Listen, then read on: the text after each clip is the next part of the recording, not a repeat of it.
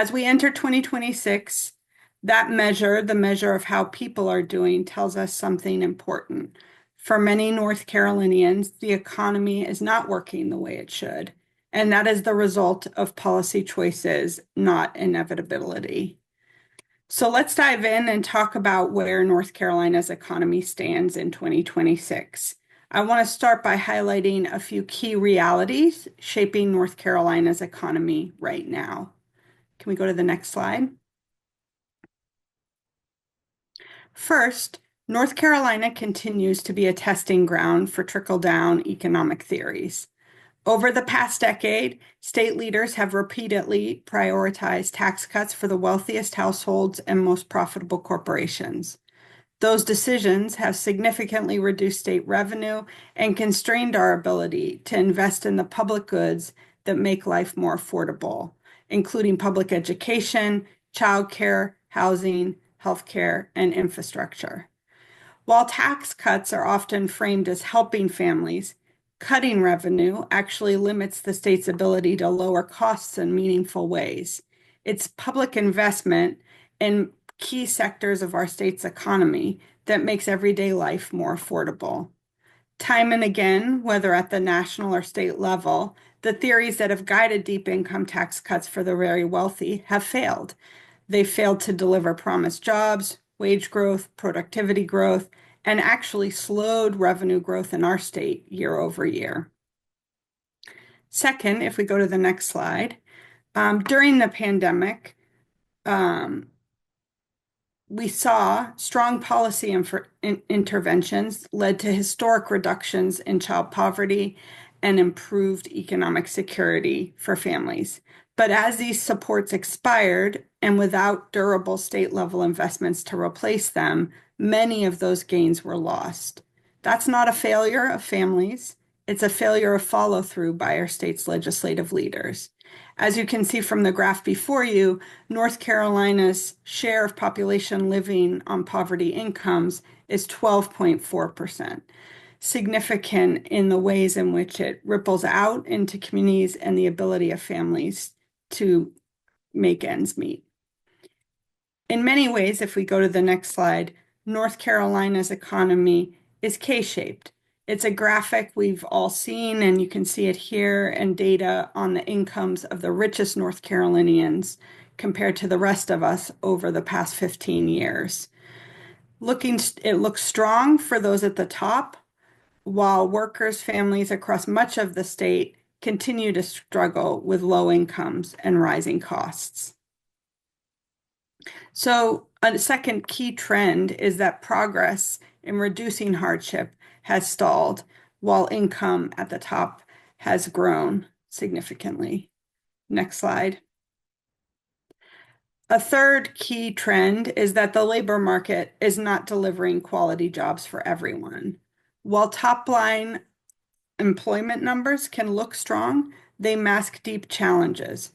Job growth remains concentrated in metro areas, leaving rural and small-town communities behind. As you can see from this map, the majority of counties in North Carolina saw a decrease in employment year over year. Many also saw little to no job growth at all.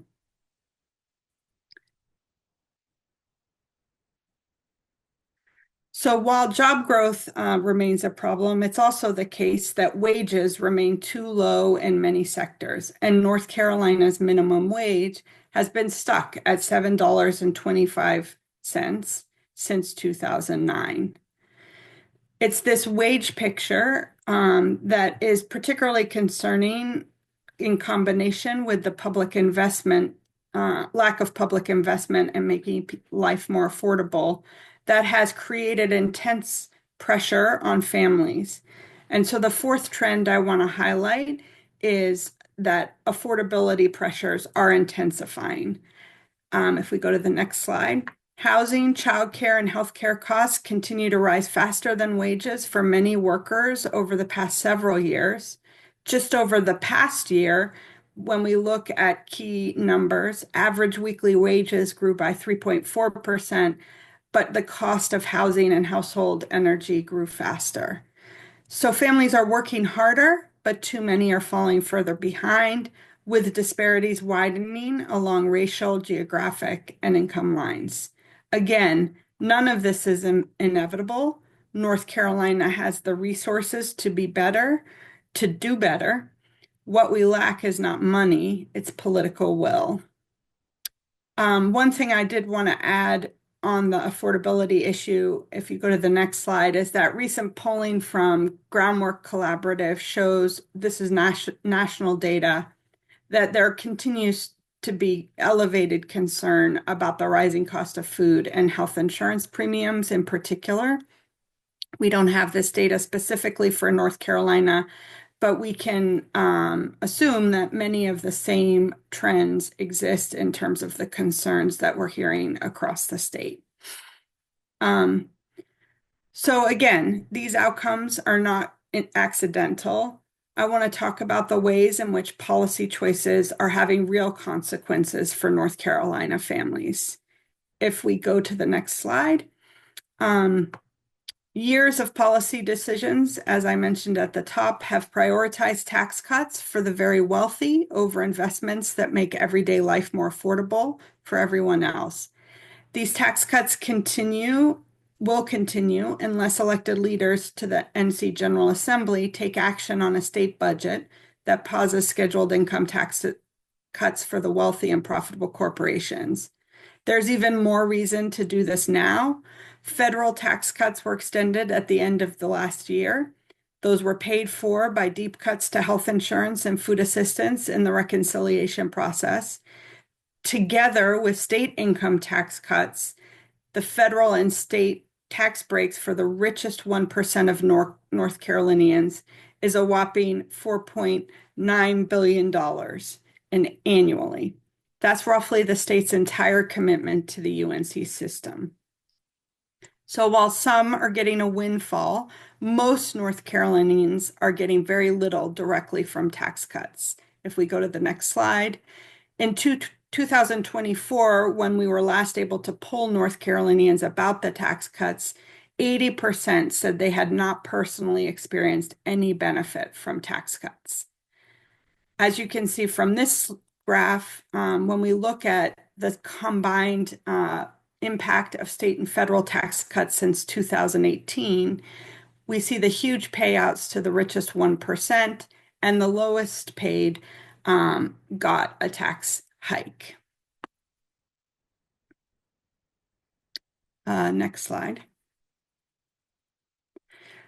So things that could have been made life easier, shorter lines to renew a driver's license, accessible childcare, public transportation to get to work, and affordable housing and energy are becoming increasingly out of reach because the state has not prioritized funding these services and instead prioritized more tax cuts for the very wealthy and profitable corporations.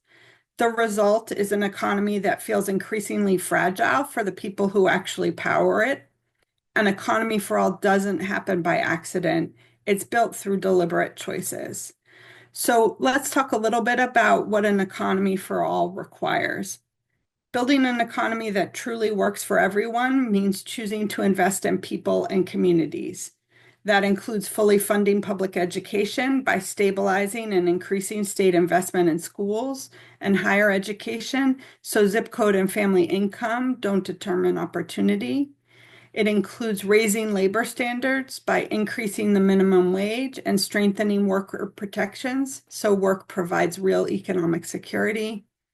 And it includes stabilizing childcare and care work by investing in providers and affordability, recognizing that care is an essential economic infrastructure that allows parents to work and businesses to function.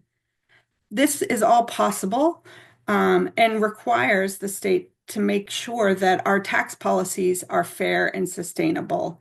And the only choice ahead for the North Carolina General Assembly is to stop the costly tax cuts for the wealthy and profitable corporations and use those revenues to fund the services families rely on.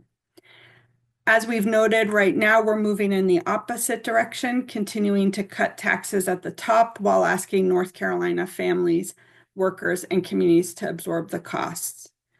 And this is important this year because the stakes are exceptionally high.